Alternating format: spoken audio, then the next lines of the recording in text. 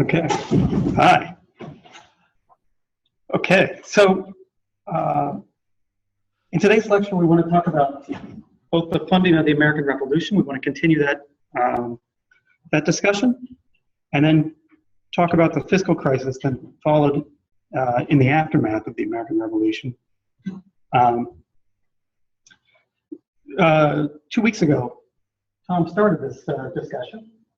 We got thinking about how we funded the American Revolution. It was a rebellion against the world's most, powerful nation at the time, and so the question is how to fund a revolution. Now we know from the government budget constraint, there's sort of if a government wants to raise revenue, it's going to need to collect that revenue and collect those resources in order to fight the war. It's going to need to can collect it sort of three ways. One is sort of taxation now, immediate taxation. It can borrow, it's taxation later, or it can print money. In all three of these cases, physical goods or physical resources are coming into the government, out of the private sector, and in exchange, the government is handing the private sector a piece of paper. In the case of taxes, the government takes goods and hands the government a tax receipt. You take that tax receipt and you crumple it up and you throw it into the trash. In the case of a bond, that's going to be, the government's going to take resources and transfer resources from the private sector into the public coffers. And in that case, usually a beautiful sheet of paper will be handed to them, and the private sector will take that and you put that someplace safe, for safekeeping. Or the third way might be that the government prints up some pieces of paper that calls money, goes out and buys these real resources. Again, the resources come back into the private sector, or come out of the private sector into the public sector, and the private sector takes those pieces of paper and puts it in their wallet and uses it to carry out transactions in the future. Now, Tom talked about the first two of these, talked about the first and the third, talked about that in order to raise revenue. Hold on one second, let me move.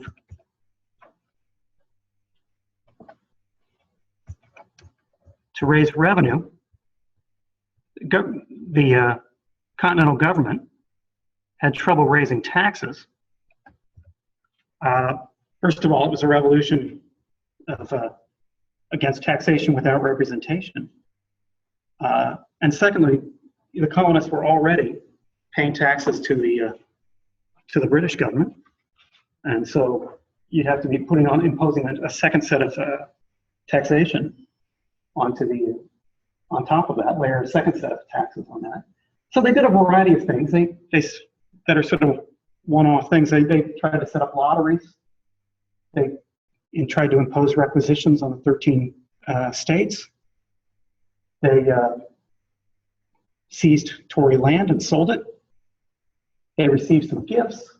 They did a little bit of lawful piracy, but they didn't do anything that looked exactly like taxation that we would think about as straight taxation. They just simply weren't able to, impose anything that looks like a sales tax or a property tax. All taxation was done at the colony or the state level that looked like that in terms of those posts. So it was kind of only sort of a half-hearted attempt at taxation. They did issue money, and they issued quite a bit of that. They issued it up to, they issued these pieces of paper, these bills of credit, and these bills of credit promised to pay, promised to pay the bearer Spanish milled dollars, or make promises of payments in silver. Okay, so these are promises, and they used these, and they printed up about 200 million of these things. That far exceeded what the 13 colonies could absorb in terms of carrying out transactions, and it generated a hyperinflation and then a massive default, as Tom discussed last class. So that was those circulated, and then they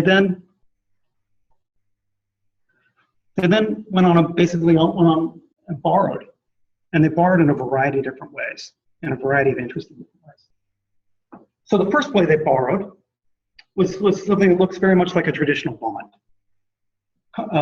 Continental Congress in 1776 authorized the states to open up these loan offices, in which in each case there was a superintendent of the loan office. It was organized by the 13 states, and they issued what it basically looks like a traditional bond, promised to make interest payments, annually. They didn't have a maturity date. They were consols in that case. At first, they promised to pay a 4% coupon or a 4% interest rate, and they had trouble selling these things. So very few people do it, and so a few months later, Congress recognizes that they need to increase the interest rate, and they increased the interest rate up to 6% to try to stimulate demand. These things were not intended to be substitutes for currency, and they were set to be large denominations, largely set and intended to be sold initially to the sort of the elites or the moneyed interest of the colonies. They look like this. There are very few of these things still outstanding today. They're very hard to, unlike the continental dollars, those are fairly easy to purchase. Getting loan office certificates are very scarce. They're very scarce. They rarely trade. But you can see that it looks much like a bond. It reads much like a bond. It's all on one side. The United States of America acknowledges the receipts of a certain number of dollars from a certain person. Note that it has a name written on it, which will be paid, on a particular date or to the bearer. And it promises a 6%. It promises of a 6% interest rate, agreeable to the resolutions of the United States on the date of the, and it gives the date of the legislation that authorized this borrowing. Okay, so it looks very much like a traditional bond. In particular, it's made out to a particular person. Okay, which you don't see on a bill of credit, for example. Okay. So initially, when they issued these at 4%, they sold very few of them. They then upped the coupon rate to 6%, and they promised to pay Spanish milled dollars. So they're promising to pay silver. And at first, you had to pay silver in order to get one of these. So you had to, if you wanted to buy one of these things, you had to pay with silver. And that wasn't such a big deal because early on in the war, continental dollars are trading essentially at par with the Spanish milled dollar. Okay, so essentially, whether you're paying in bills of credit or whether you're paying in Spanish milled dollars, it's one and the same. But then, as the value of the continental dollar, these bills of credit start to decline, there starts to create a wedge between what a Spanish milled dollar is worth and what a bill of credit is worth. And in September 1777, in order to simulate some additional purchases of these, in order to sell more of these, Congress decides that what they'll do is they'll accept payment. You can pay in bills of credit, but they will make the interest payments. They promise to make the interest payments in Spanish milled dollars and silver. So you can buy with the sort of, there's two currencies floating around. There's bills of credit, and there's Spanish milled dollars. There's silver. You can buy with the crappy currency, and the government will promise to pay with the good currency. We'll see this as well in the Civil War that they do this. Because of that wedge and that difference between what the continental dollar is trading at relative to the Spanish milled dollar, it means a relatively high rate of high rate of return or a relatively good deal for the investors. So initially, when this deal is offered, it takes $1.25 continental dollars, $1.25 continental dollars to buy one Spanish dollar. But as the continental dollar depreciates, this deal gets better and better and better. And the elite start to recognize this. You have folks like Robert Morris starting to recognize that this is a good deal and telling it. Benjamin Franklin promotes this as a good deal. And so you think about what you're getting. You're being able to buy these bonds at far less than face value because you're buying them with a depreciated currency, yet you're getting the coupon payments, promised coupon payments in specie. And so when you compute sort of a holding period return on these, what sort of would be an expected holding period return, depending on when you buy them on depreciation rate, you're getting somewhere between a 7.5% return and even up to a 30% return, or promised rate of return. And so it's particularly good, and they sell, again, since there's two different types of currencies, how much they sell, you've got to, it's either 3.5 million in continental dollars or 2.3 million in specie, depending on how you account for these. But they start to sell a bunch of these. By March of 1778,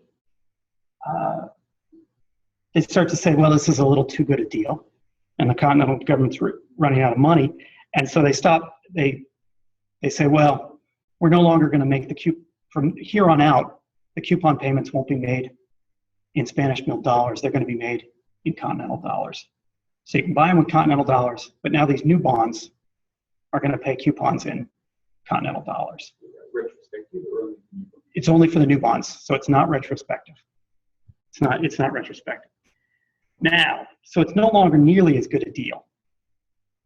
But what you'll see is that when we look at the records, so Tom and I and a bunch of research assistants have gone through and systematically looked at these records.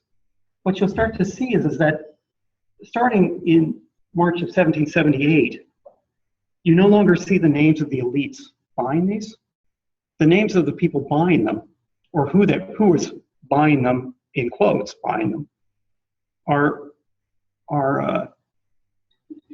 most of these names are members of the Quartermaster Corps or the Commissary Corps.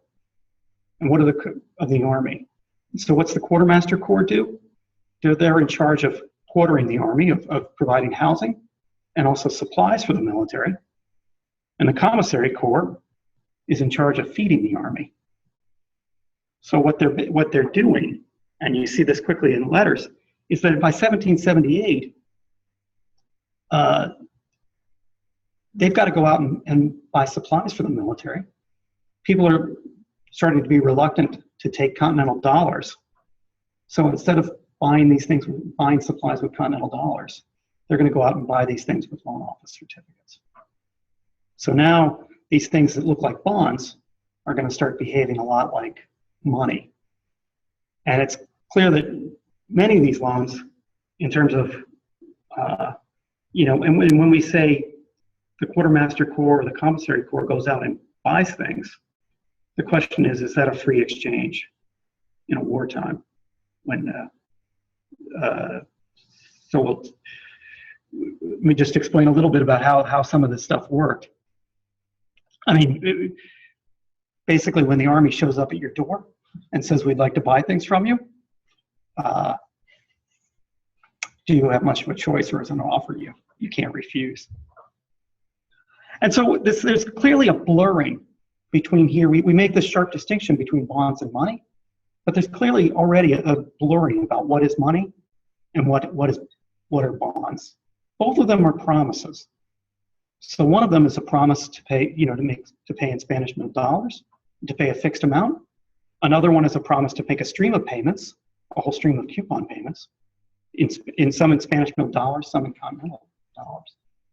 So you can think of the bonds are promises of promises there. And if we take this government budget constraint, or a very simple government budget constraint, where we just have the one period debt, so the very sort of stripped down, very, very simple government budget constraint, we can rewrite it.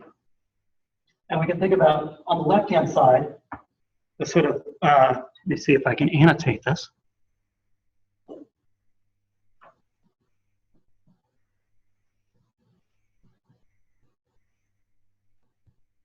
If we, let me see if we take a look at the left-hand side here, that's, the debt next period is equal to the debt this period plus the deficit, okay? And that's government spending plus transfers. There's really no transfer payments back then, so it's really government spending minus taxes. And taxes are essentially zero. But you'll see that there's this distinction that debt pays interest, whereas money does not. Okay, so debt pays interest, money does not. And so that leads to sort of a question about why does anybody accept currency when currency doesn't pay interest and bonds do? Essentially, why don't if you've got two different types of pieces of paper, they're both promises made by the same exact government. One promises to pay a positive interest rate and one doesn't promise to make an interest rate. Why does anybody hold the dominated security? And you can see that one of the things that governments do, and you see it here, is to try to segment these markets, to try to reduce the substitutability between bonds and currency. And the way you'll do that is through security design. So, this is basically a price discrimination story. Neil Wallace has a beautiful paper where he talks about this. So if you just think about it, loan office certificates or debt pays interest, whereas bills of credit don't pay interest. And then, but from there on out, there's a number of other distinctions. One is on loan office certificates, it tends to be a written denomination, whereas money tends to have a printed denomination. So if you look at the way those loan office certificates, they'll say it'll have a set amount that it'll be written down. In order to reduce the substitutability, you also have minimum denominations on bonds. So it's you'll make whereas bills of credit can be very small denomination. You'll have to have have a large minimum denomination on bonds to make them difficult to carry out transactions. Bonds will often be made payable to an individual, so you'll have a name written on front of it. Now you can always endorse them. So with a bond, you can flip it over and endorse it over to someone else. So you can sell these, but it means sort of every time you want to go down to the corner store and buy a cup of coffee, you'd have to sit and endorse over your bond. Whereas the promise made on a piece of currency is made to whoever is the bearer. So no names are written on there. In that way, that's why we say there it's transferable, but not intended for general circulation. Whereas bills of credit tend to be created to become a circulating medium, to be used to carry out exchanges. Bonds tend to be written on large pieces of paper that tend to be thick, tough, difficult to fold, and difficult to carry around, whereas money tends to be written on small pieces of paper that can be easily carried around. Money tends to be printed on both sides. Bonds tend to be only printed on one side.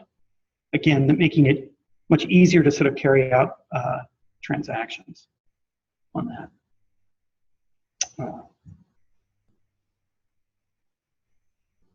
So this is a way of essentially doing some price discrimination and trying to segment these markets, and sort of there are people who want to loan money to the government. If you're willing to loan large amounts, you get a higher rate of return than if you're only willing to loan and make payments in small amounts. But the payment is with a bill of credit, as you can use it to carry out transactions. So these distinctions get blurred throughout the war. Okay. Now what happens is because of this blurring of these across of what denotes a bond and what denotes currency, the issuance of these loan office certificates reduce the demand for money, because people start carrying out transactions with these loan office certificates and don't want to hold. They end up being, despite these attempts to try to segment these markets and have bonds not compete with money, they end up competing with money, and it ends up reducing the demand for continental dollars and exacerbating their depreciation. And this gets noted. And if you take a look at the time, if you read from a newspaper, they'll sit and say, why are we even issuing any of this debt? Why are we even issuing these bonds? We should just do it all with currency. These things are essentially the same thing. And why is it that the taxpayer is is having to pay interest for some loans to the rich, whereas it's not paying interest to the more common man. And you'll see this phrase, the moneyed interest, or the moneyed men, here, if we look at it. I only contend for the immediate dissolution of the loan office, saying we shouldn't be doing the borrowing through these loan office certificates. For why should the community be burdened with an addition of taxes merely to pay interest to moneyed men? It's a phrase we'll hear in the future here. For lending paper to the government, when the very paper could be as well made without any other expense than striking it. And the larger these bills, the better. If $1,000 each, it might help to retard the circulation and lessen the charge of printing and signing. It is to be observed that the whole of my reasoning on this subject turns upon the assertion that loan office certificates are money for all intents and purposes. And then I love it and operate proportion to their quantity equal to a like sum of continental bills. And then I love the way he admits this. He says, if I'm wrong, my conclusions fall to the ground. But he basically says these things are essentially the same thing. One's paying interest, one's not paying interest. If they're basically the same thing, why are we paying interest on any of these things? Now, another type of IOUs that these wrote were, again, that were in order to get supplies for the military. And so Congress authorizes quartermasters, commissaries, and any other officers of the military, so certain branches of the military, that if you need to get supplies, you're allowed to go out and get supplies and write IOUs. Okay? And I mean, the way this is done, this is called foraging. And there's a beautiful description of how foraging works. Both the Continental Government does it and the British government do it. And they have price lists of what they're gonna, of what they say they will buy a cow, buy chickens for, buy flour for, buy all these things. They have price lists. Now, are these prices that people would ever want to carry out a transaction freely for? Well, I don't know.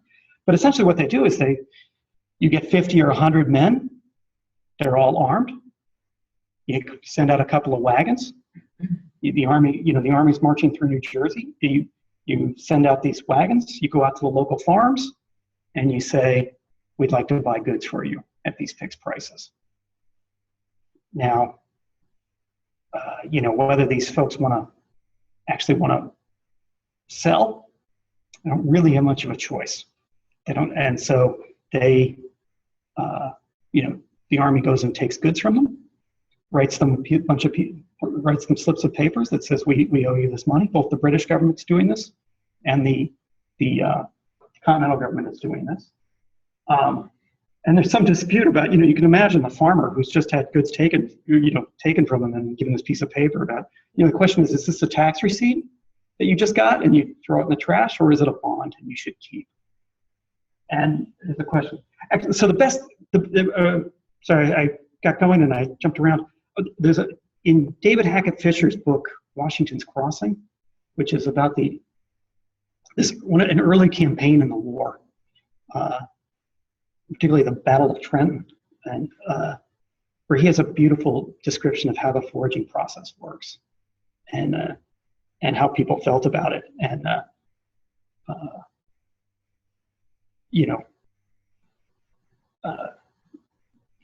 the last thing in the world that anyone ever wanted to see was basically an army coming out by you, because you knew if an army was coming near you, they'd come and visit you and buy your stuff. So there, but so a lot of these slips are still around. These slips are again, you can see them. They're in historical societies and meetings. Lots of these things were written, and you can see they're essentially will look like a receipt.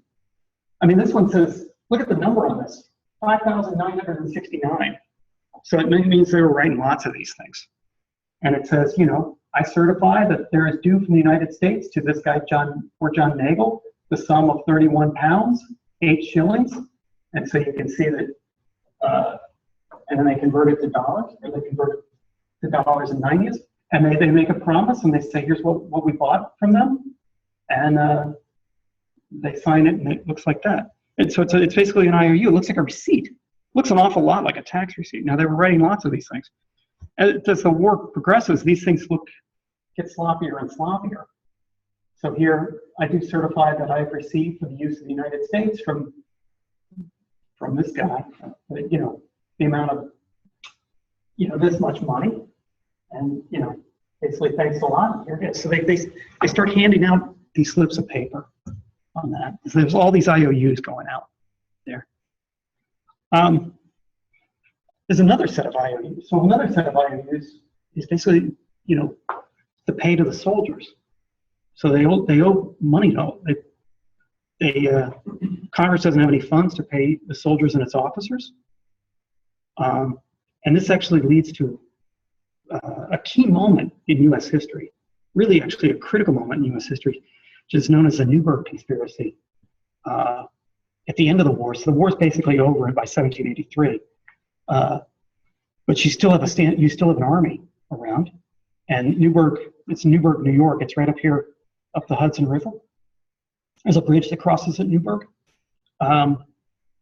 There's a brewery. There's a beer called the Newburgh Conspiracy, actually, local brew now. But it is so. The army, the officers of the military of the Continental Army, are in Newburgh. They're stationed in Newburgh in 1783. The war is essentially coming to an end, and they're upset that they haven't gotten paid, and they're getting quite anxious. And historians debate whether they were really ready to foment a coup or not, but they are prepared to challenge the authority of the civilian government, and particularly challenge the authority of the Continental Congress. And why this is such a major event in American history is that George Washington goes up to these officers, and he's sort of the one person who commands the kind of respect, who can do it, walks into the room, takes off his glasses, or puts on his glasses, and basically tells these guys, we did not fight this revolution for the military to overtake the civilian government. And he talks the whole episode down, the conspiracy down. And it's a key moment in American history. Politically, it's important because here you have George Washington, who is just the most important major figure. I mean, he's the leader of the Continental Army.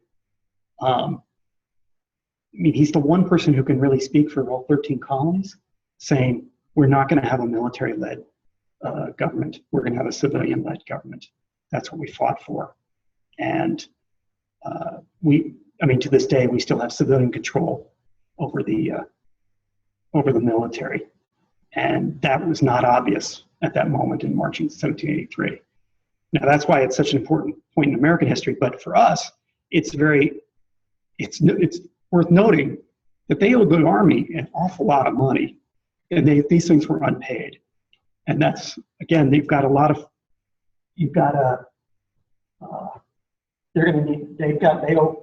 figure that out, of how you're going to pay all this money. Also, there's sort of foreign officers are around. The French, there's a number of French military. So there's Germans fighting for the Hessians, fighting for the British, and there's also some French military. They're fighting for the Germans. The Hessians are fighting for the British, and some French are fighting for us. And we've paid them. Particularly, we've got some officers in order to provide some military leadership to our ragtag army. And these foreign officers are so destitute that they can't even afford the trip home. So now you have a bunch of, well-armed, well-trained military guys, angry and ticked off inside your country, and you want to get those guys out and back. And see, but you've got to pay them, and you've got to pay them just so they can get home.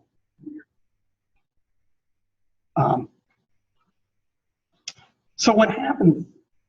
So Yorktown, the Battle of Yorktown, which is the final battle of the war, happens in 1781. Okay, so basically the fighting comes to an end in 1781. The Treaty of Paris that is the settlement of the peace isn't going to happen until 1783. So there's a period of time between when the fighting ends and the treaty gets signed. But the fighting basically is over in 1781. It's not completely obvious that the war is over, but for most practical purposes, it's things have really started to wind down. And the Continental Congress asks the question, how much do we owe? And nobody knows the answer. There's all these IOUs that have gotten written. There's all these debts. There's all these promises that have been made. And nobody's entirely sure who's owed what. They understand the bills of credit that they have good records of, and they have defaulted on those. They understand the loan office certificates, so those they've got good records of on there. So they know that. But then there's all these other IOUs that they've got to figure out who owes what. And so they asked the superintendent of finance, Robert Morris, who's often known as the financier of the revolution. They say, we need to consolidate the debt. And so he goes out and he basically says, he does it in sort of three different parts. But essentially what he's wanting to do is get everybody to say, how much do we owe?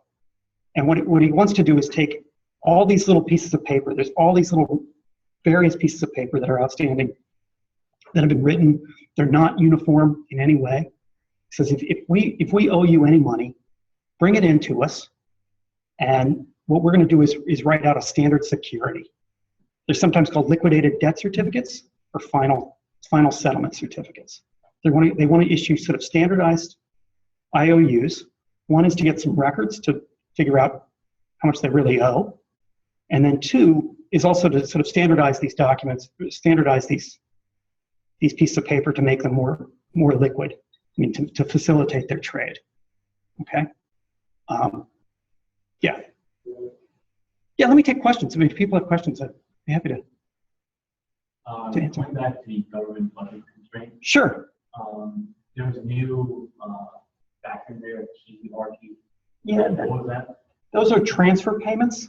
Sorry, those I probably should have admitted. Those are going to become more important in the 20th century.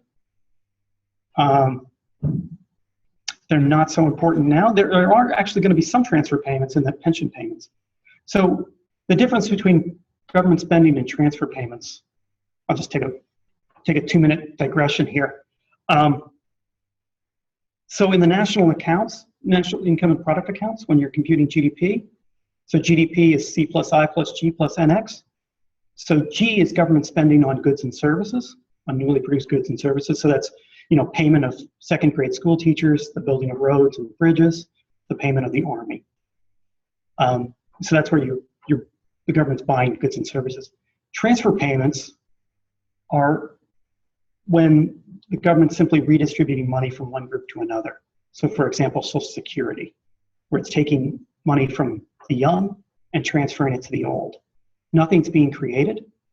So it's government spending, but it doesn't add anything to GDP. It's simply a redistribution of resources from one group to another.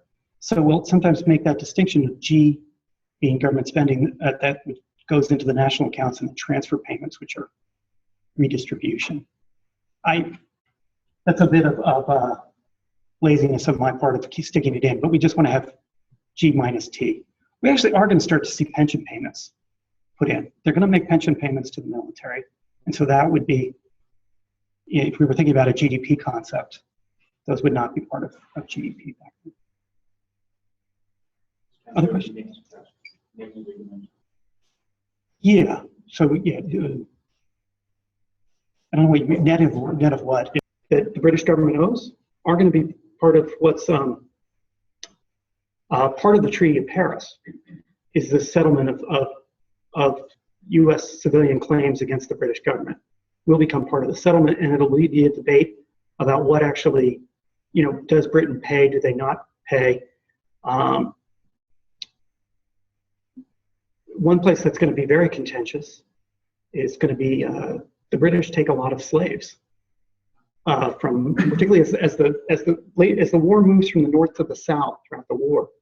The British are going to seize slaves, and the slave owners are going to demand repayment, British compensation for the slaves that were taken from them.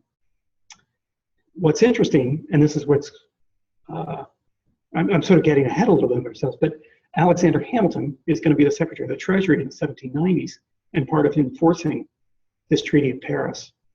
And he doesn't believe in, he's very much opposed to slavery. He's very much an abolitionist and doesn't seem like this is not something he's going to push for. And it's going to become an issue with it. We won't talk about the Jay Treaty, but if you took a U.S. history course, you learn about. There's a Jay Treaty, which is again a settlement. It's a treaty in the early 1790s between the U.S. and Britain, and that's going to be conducted. But John Jay is going to carry it out. It's going to be under the Washington government, and they're going to feel, the South is going to feel very aggrieved that they didn't push harder. They're going to be aggrieved for many reasons, but one of them is that they didn't push harder in terms of getting the British compensation on slaves. But this is going to be part of, The negotiation piece. the peace between the two. Yeah, and essentially, what leverage does the U.S. have in terms of getting any of these claims paid? They don't have much in terms of after the war, but this is going to be. And it's going to be the state. You'll see this you see this in basically every war. It's much better to lend to the winners than to lend to the losers. Sure. Always. Sure. Sure. How did so you say the loan office, Yes. does that mean that they set up a shop and then you would go in there? So Robert Morris, he's charged with consolidating this debt. He wants to standardize the debt and start to record it and figure out just how much they owe. And so it's going to go in three. There's sort of three main components of the debt. Well, first of all, there's really four. There's the loan office certificates, but they don't need to get any consolidation because there's good records on those, and there's an understanding of what the deal is there. So nothing needs to occur there. As far as these IOUs that have been written, these are going to be these civilian claims, and they're going to be created as final settlement certificates. They're going to be, people are going to bring them in, and then he's going to exchange them for new securities called final settlement certificates. They're going to be standardized, and about $3.7 million, these are all in continental dollars, are going to be issued. I'm sorry, these are in specie. I'm sorry, this is in specie. Everything's in in Spanish mil dollars is the units of account. There's also members of the quartermaster, commissary, hospital, clothier, and Marine Corps. Those folks are also owed a variety of money, and there's going to be a set of securities written for them, about 1.1 million of that. And then you'll see John Pierce, the paymaster of the Army, has to settle up the Army accounts, and you'll see this is a huge amount, $10 million in pay is owed to the military at a price. All of these things are going to promise to pay 6%. Okay, so they all say 6% interest. And if you look at, I have yet to get a picture of a final settlement certificate. They're tricky. We've looked. We're always on the lookout for what a final settlement certificate is. We know what they say because it's written in the legislation, but I've yet to find one. But it's got a number, and it's got, as of the state, it's going to be issued by the state government on a final settlement of account between the United States, and again, it's going to be written, this is going to be like a bond. It's not going to be money. This is not going to look like money, but they're going to issue then also something that looks a lot like money. So it's going to have a name, appear to be due blank, the sum of this many dollars. I do certify that the said sum, back then S's were written as F's. The sum is payable with an interest at 6% from this day forward on that to the said person or to the bearer. So you can endorse these and you can sell these. They're designed to be tradable, and you can endorse them on the back and trade them. Okay, and then the signature of the commissioner will be there. Okay. They also have to settle up with the foreign officers, and what they're going to do is they're going to issue some new securities. They're going to issue IOUs. They're going to pay 6%. Many of these are going to be sold, like with all of these, many of these are going to be sold to speculators or liquidity providers at deep discounts. They then authorize some new certificates, again promising to pay 6%, and they make it payable in gold, but here they make it payable in Paris. So you got to leave the country. They want you out. So you got to get out of the country, and they'll pay you 6%, but you got to go to Paris to get it. Okay. There's ways to get the money back in, but they basically want you out. And in some sense, there's some argument. We haven't completely done the calculations. It's a little bit tricky to do the calculations. But from letters and from articles, there's an argument that the foreign officers got treated better than the American officers. But I think it's largely to get these guys out. Often you see the foreigners get out. We haven't actually done the getting that calculation done. We don't have great data on these certificates and what was issued and what prices. Now, what happened? So again, the fighting ends in 1781. The treaty signed in 1783, but by 1782, the government's broke. Okay, and so the Confederation Congress, the Continental Congress, they don't have the resources. They can't pay the army, but they also can't make any of they stopped being able to make even the interest payments or any of the principal payments on the debt. Okay, so they're basically, the coffers are bare. All these people say, you owe us these interest payments, and they say, we got nothing. So what do? They write up new IOUs. They say, okay, we owe you some money. What we'll do is we'll just write you a new IOU. And these IOUs, so these are called Indents of Interest, and they're an IOU for interest paid. And you look at these certificates. So this is a picture out of the Historical Society in Massachusetts. Took this picture of an indent, and you look at it, and it looks very different than these final settlement certificates. It looks a lot like currency. It's definitely intended to circulate. You say the bearer on this, there's no name written, no specific name. It just says to the bearer, it's entitled to $1 and 0.90. Back then, things weren't out of 100, they were out of 90s, which makes it easier to divide by 3 and 5 and 2, which can be received for taxes. So you can pay taxes with these that you can do, but it's made a lot to look like currency, and there's some hope that people will accept these things because they'll act like a token. There. Now, most of the debt that the Continental Government takes on is domestic. Okay, most of the IOUs. It's sort of interesting when you read the history. Many of the historians sort of focus on the foreign debt, and it seems a lot of the discussion is on foreign debt. And we definitely did borrow from abroad, but once you sort of see all the IOUs, you realize the foreign debt's much smaller proportion than you get. When I first started this project, I thought most of the debt was foreign, and it's a relatively small amount. Now, France was one of the first people to loan to us. They were sort of happy, we were fighting the British, and they were more than happy to encourage this battle, to encourage our fighting. They started lending to us soon after, 1777, very early on in the war. The first loans were actually payable in tobacco, in terms of what we would pay. That ended up coming to a stop. The British Navy put a stop to that. The payments there. And we borrowed about 6.5 million from the French. So that's a large amount. But if you think about the size of the loan off certificates, which are about 10 million, and then what they owed the Army, which was another 10 million, you just kind of put that in perspective. There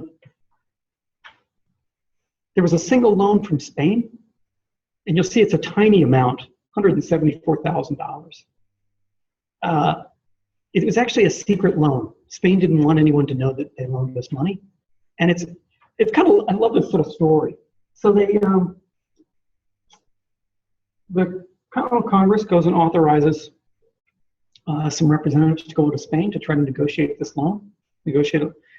And Spain doesn't really want to lend us money, and you can see they don't lend us much at all. But what I love about the instructions, and these are in the secret journals of the Continental Congress, not in the regular. They kept a regular journal, and then they kept a secret journal. And the secret journal is a discussion of this loan. But there's a certain amount of chutzpah out of it. You think about it, for 1781, The country is basically broke. It looks like we might win. There's a possibility we might win. And the negotiators are told, see if we can borrow some money from Spain.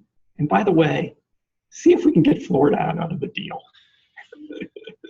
We don't get Florida, but it's kind of like, you got to kind of respect the chutzpah of trying to, see if we can get Florida out.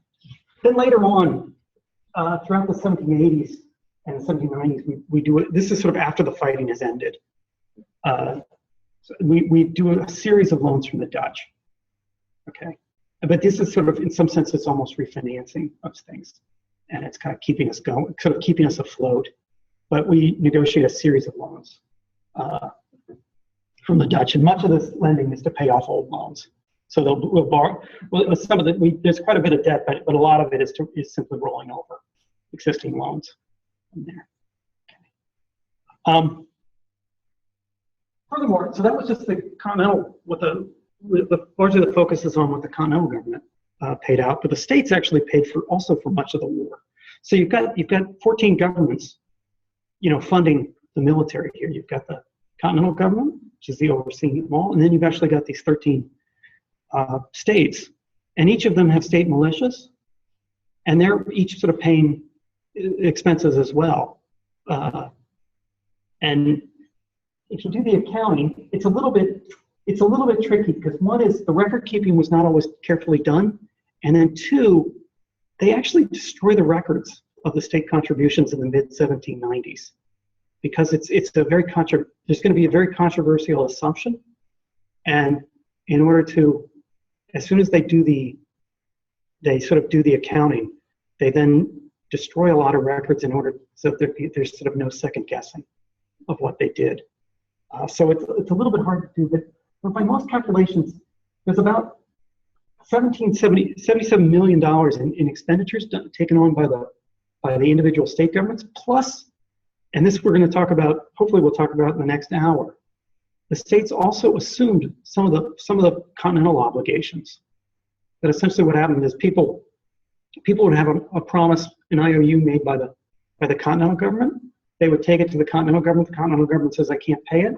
And so they would then take it to their state governments and say, I'm owed this money. Continental Government won't pay me. And the states would then take on that debt and say, okay, we'll pay you for this. We'll talk about that in a little bit. So there's kind of both direct assumptions, direct expenditures, plus the assumption of continental debt, where they assumed continental debt or took responsibility for continental debt. And we'll explain why they might want to do that in a little bit. It's going to be a key in terms of the sort of the power of the purse, as it's called. So here's an example. Here's a photograph of a military state of a state bond. Again, this is out of the Historical Society of Massachusetts that we took. You see, it's actually a beautiful bond. The state of Massachusetts Bay. For the value received in the use of the states of Massachusetts Bay, I do, on behalf of the state, hereby promise and oblige myself and successors of the office of treasurer to pay, this amount. And it's beautifully signed here. So this is in 1779. So it's in the midst of a war. So it's also, the states are also issuing lots of debt at the same time, probably to pay expenditures. Now the states also have the ability to tax. So they're paying for some of these expenditures through direct taxation, but they're also issuing a lot of debt.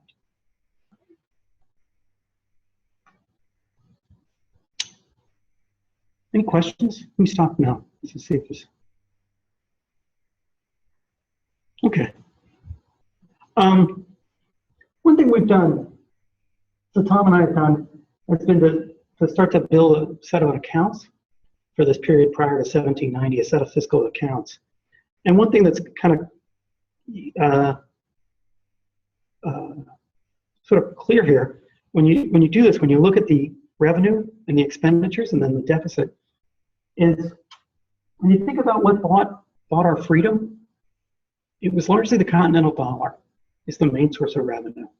It was largely paid for with the inflation tax and the large default. We also issued a huge amount of debt, but there's very little in what looks like direct taxation, like what looks like taxation. Having said that, I mean, what's sort of remarkable is just how much revenue the government was able to raise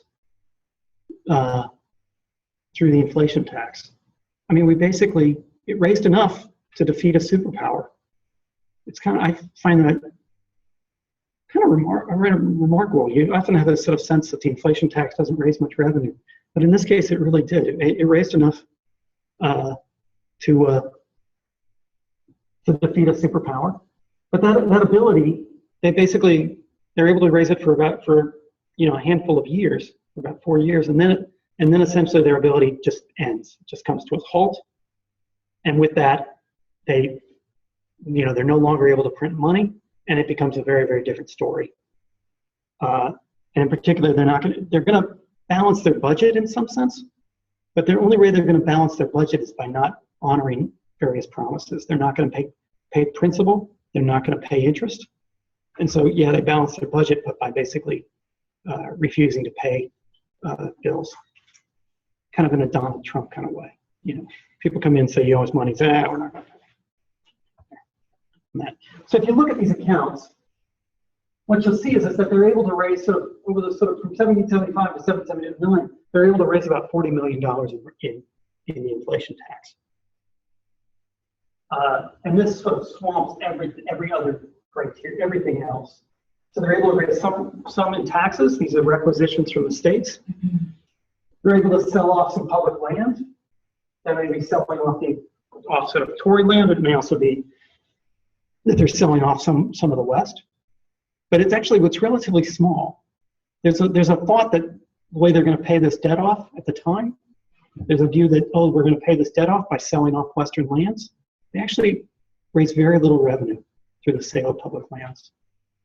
And then what this miscellaneous, some of this are gifts. These early ones, these are some gifts. And then it's just a bunch of sort of odds and ends of various little things. But it's not much at all. And what's kind of stunning is you look at some of these years. In 1784, they're going to owe about $2 million in interest payments.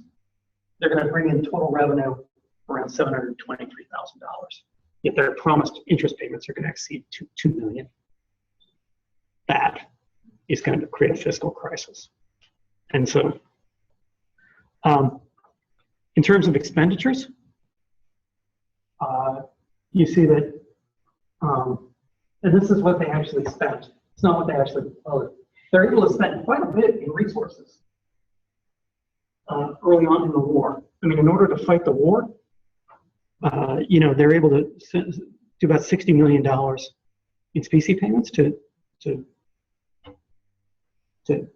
fight this war. And so they're able to generate quite a bit of revenue. You see they do start to make some, after the war, they start to make some pension payments to the military. And the interest payments, they do make interest payments, but don't be fooled here by these amounts. They owe quite a bit more than they're actually paying. And some of these interest payments, the way they are essentially, they're just paying for with new borrowing. Okay. And this accumulated interest is going to, accrued interest is going to accumulate and accumulate and accumulate. You'll see that revenue or the expenditures drop dramatically toward the tail end of the war and then fall after the war ends. That's what miscellaneous column. It's very large. Oh, this is so in terms of spending. Yeah. So this kind of tells you these were the criteria or the classifications they used starting in 1790. So to make it consistent, and they carried this through all the way up until to the early 20th century before they start. We now have a new set of accounts of new things, but it tells you their priorities. It's kind of interesting. This is what their priority, and so miscellaneous is basically it later got called civil and miscellaneous. It's what we think about as the functioning of government. So that is the payment of salaries for the Continental Congress, for this, the superintendent of finance. So this is like how much they're paying people to go off and go meet with representatives of the French government to carry out what we think of as the core central components of government. They just call that miscellaneous. It really is sort of telling, but they have Indians there, and that's the term they used. It's not the term. That's the term it's from the earliest days they've got that. Now that's not spending on the Indians, that's spent on controlling the Native American population, basically fighting the Native American. So there's fighting the Native American population, there's war, interest on the debt, pension payments, and everything else. And it tells you that's basically government. And you'll see this is the case. I mean, one thing you'll see in war, in every war that you'll see is that spending on direct military expenditures goes up during wartime, but also spending on things that are classified as civilian government also go up as well.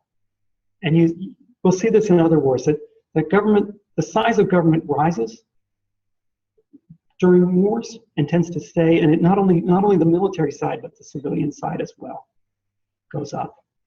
And we'll see that in the Civil War. We'll see that in World War I. You definitely see it in World War II. In all cases, that these wars, government comes out, both the military and the civilian side of government comes out much larger, exits a war much larger than it went into. Here, it shrinks back down because they basically don't grow. So here, the civilian side of the government plummets very quickly. So if you look at the deficits, they're running very large deficits during the war, not surprisingly. And then it appears that they're actually running surpluses. But the source of those surpluses is that they owe, they owe large interest payments, but they're only paying a fraction of those interest payments. So they owe, what they owe is roughly about $2 million a year, though they're only paying, in some cases, far less than 10% of those payments. And they're just refusing to make those payments. And they're issuing these indents of interest. And these promises are accumulating. So by the end of the war, if you think about it, the government owes about $40 million in debt, and the interest in the arrears are going to make this amount grow. The Continental Government's not going to make any coupon payments or principal payments after 1782. But what's interesting is the states are going to make those payments. So the states are paying off their debts, are making interest payments and making principal payments, even though the central government is not. Okay? And that's going to be the start of the fiscal crisis. However, not all is lost here. That's sort of the bad news, but on the good news part is, we'd attained our independence, and we'd done it. We did it with essentially without any ability to really directly tax. It's kind of quite remarkable. We do it largely through writing IOUs, largely in the form of bills of credit, and we do it. And now we control about 1/3 of North America. In terms of a venture capital, it has a pretty high rate of return. That was pretty remarkable on that. Why don't we take a break here, and we'll resume in 10 minutes. Actually, are there any questions before?